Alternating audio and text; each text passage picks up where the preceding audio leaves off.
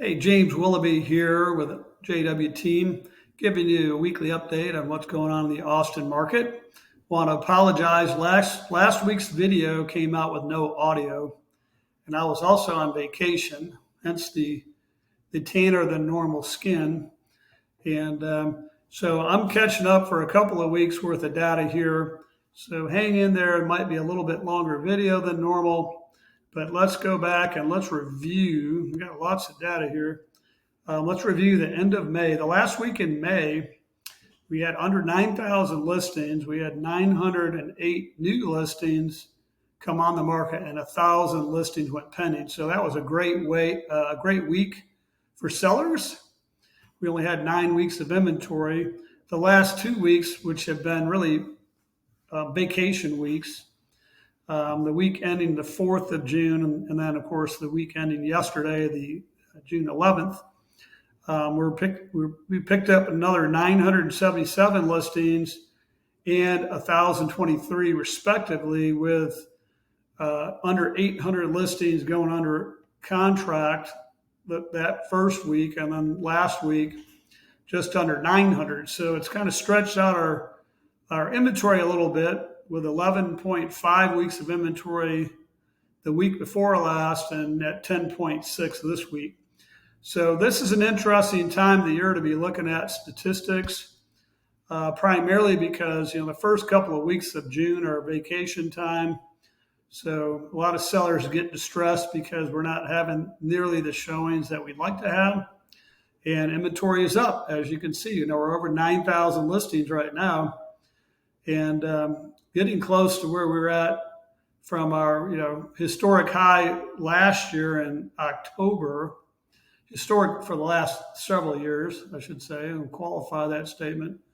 But it's not all bad, because if we go and look at what's really going on, new listings versus pendings, you could see that, these two graphs are pretty darn close. Now, there is a little break here, but once again, that's kind of more of our vacation break, where we have more in the green here, more going on the market than going off the market.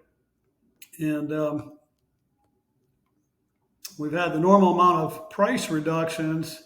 We are seeing an increase lately, because I think a lot of people that put their home on the market a month or 2 months ago, if they're not sold, they're improving their prices now. And then we had a record closing month in the month of May. So that's reflected here. Of course, the reason why this is done on a weekly basis. So this graph, we just look at the peaks, because many people close the last week of a month. So that's what that represents. But that's the highest level of closings in over a year. So that's good.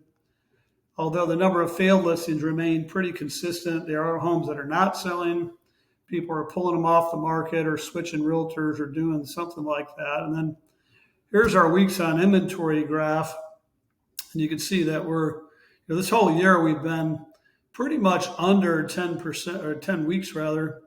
And now we're, the last 2 weeks in a row, we're over 10 weeks of inventory. So we'll see if that's a trend. Only time will show. I'm thinking it's not, but we'll find out. Now, the other trend was rates going up, and interest rates, that is. And so the 30-year fixed rate mortgage here has gone up for the last several weeks, kind of peaked out a week and a half ago, and then came down slightly last week. So just remember, we only date the rate, you marry the house. So don't worry about the rate so much.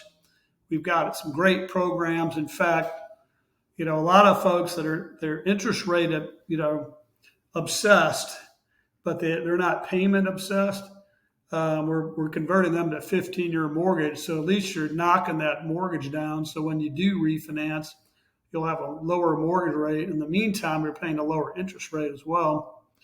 And then the median sales price, this rolled out. This is new information this week. And you can see May here, that the median prices remained flat from the month before, but you could see that prices had gone up a little bit this year. And I attribute that to the seasonality of the market. So anyway, so there's your quick update.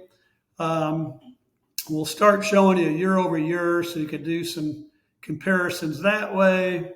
For those that like to look at a historical perspective, my view here is pretty narrow because we look at week to week. So this is primarily targeted to current sellers and people that are thinking about selling. Yet in the long run, if you want to look at historical perspective, I think it's important to have year over year numbers. So till next week, enjoy your week, enjoy your vacation if that's what you're doing, and we'll talk to you then.